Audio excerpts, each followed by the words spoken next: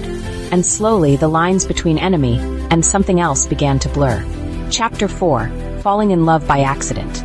If you spend enough time with someone, you start to see the tiny things that make them who they are.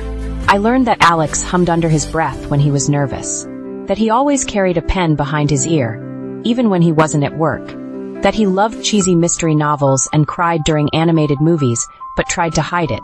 He learned that I organized my books by instinct and emotion, not strict alphabet, that I went quiet when I was thinking deeply about something, that I loved happy endings even when I pretended I didn't care.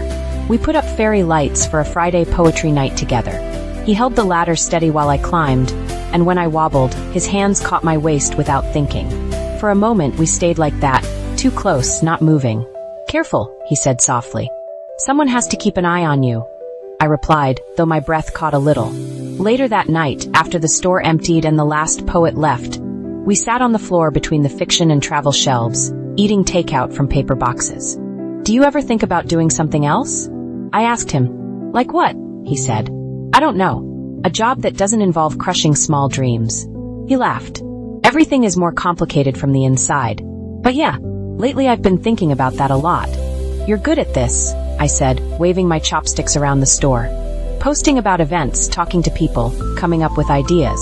You could run your own place." "With what money?" he asked. "Big companies pay well, but they also eat your time and your courage."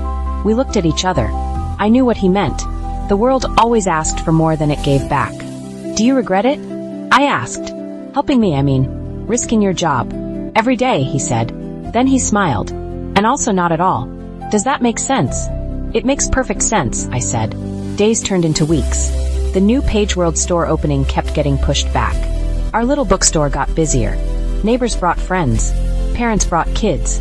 One night, we had to bring out extra chairs for a local author event, and I caught Alex watching the crowd with a quiet, proud smile.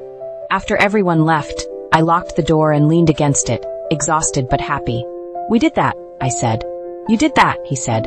"I just made some flyers and annoyed my boss." I stepped closer without really planning to. He did too. "You're more than your job, you know," I said. "And you're more than this bookstore," he replied. We were standing so close I could feel his breath. "This feels like one of those moments," he said. "What moments?" I asked.